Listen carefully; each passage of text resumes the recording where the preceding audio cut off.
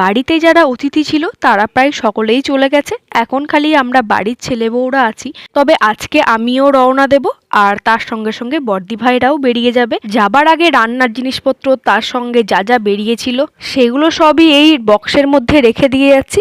প্রত্যেকবারের এটা আমার রুটিন, আসার সঙ্গে সঙ্গে এই বক্স খুলে সবকিছু বার করতে হয় আর যাবার আগে সমস্ত কিছু এর মধ্যে রেখে যেতে হয়। তো এই যে এখানে আমার মা আর মিস্টার ঘোষ মিলে এই কাজগুলো করছে আর আমি দাঁড়িয়ে দাঁড়িয়ে ভিডিও করছি।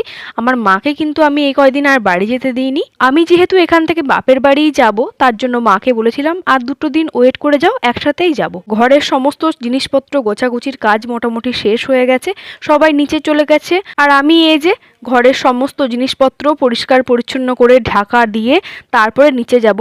যেহেতু কবে আবার আসা হবে আমি জানি না, তাই প্রত্যেকবারের মতো এবারও এই সমস্ত জিনিসগুলো আমি ঢাকা দিয়ে রেখে যাচ্ছি। তবুও আবার যখন বাড়ি ফিরবো তখন দেখব এই সমস্ত জিনিসগুলোর মধ্যে টিকটিকি পটি করে অস্থির করে দিয়েছে, সারা ঘর নোংরায় ভর্তি থাকে। আর এই যে এখন আলমারিটা ভালো মতো করে লক করে সব কিছু বন্ধ করে তারপর আমি নিচে যাব।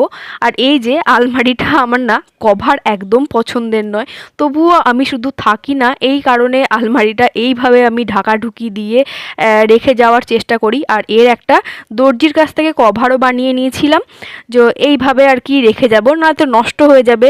আর এই যে আমার ঘরের এখন পরিস্থিতি এমন, তো এইটাকে এবার বন্ধ করে যাব। ঘরের চাবি এবার দিয়ে দেব আর চাবি এখন চলে যাবে আমার শ্বশুর মশাইয়ের হাতে। আর এই যে দেবাঞ্জন এখন জেম্মার কোলে আছে। আর এই যে এখানে দেবলা বলেছে কাকিমা তুমি রোজ ব্লগ বানাবে আর আমি কিন্তু রোজ তোমার ব্লগ দেখব। তো যাই হোক, এখন আমরা সবাইকে টাটা করে চলে এসেছি নসিবপুর স্টেশনে। আজকে আমি কিন্তু শিলিগুড়ি ফিরছি না, এখন যাব হলো বাপের বাড়ি।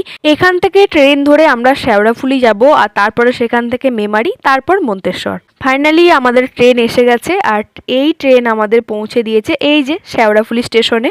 আমরা যেদিন এসেছিলাম সেদিন অনেকগুলো ট্রেন বাতিল ছিল, এই কারণে আমরা এসেছিলাম কিন্তু একটা এক্সপ্রেস ট্রেন ধরে। এখন ট্রেনের অপেক্ষা করছি আর ট্রেনে উঠে গেছি। দেখো এখানে উঠেই এই মহারাজের সঙ্গে দেখা, দেবাঞ্জন তো একে দেখে ভীষণ খুশি হয়েছে। তবে পার্সোনালি না এই জিনিসটা আমার একদম পছন্দ নয়, কোনো প্রাণীকে ধরে এইভাবে তাকে নিয়ে নাচানো, তাকে নিয়ে সার্কাস দেখানো আমার একদম ভালো লাগে না। এই পৃথিবীতে সমস্ত জীবের একটা স্বাধীনতা আছে আর তার সেই স্বাধীনতাকে এইভাবে কেউ নষ্ট করে তাকে দিয়ে পয়সা রোজগার করবে, সেটা আমার একদম পছন্দের নয়। যাই হোক, ট্রেন আমাদের ছুটতে ছুটতে এখন পৌঁছাবে মেমারি স্টেশনে। যাই হোক, সব মিলিয়ে অনেক আনন্দ একটু দুঃখ নিয়ে ফিরছি। আর এখানে মাত্র থাকবো 2 দিন, তারপরে আবারও ফিরে যেতে হবে আমাদের শিলিগুড়িতে। আজ তবে এইটুকুই, টাটা।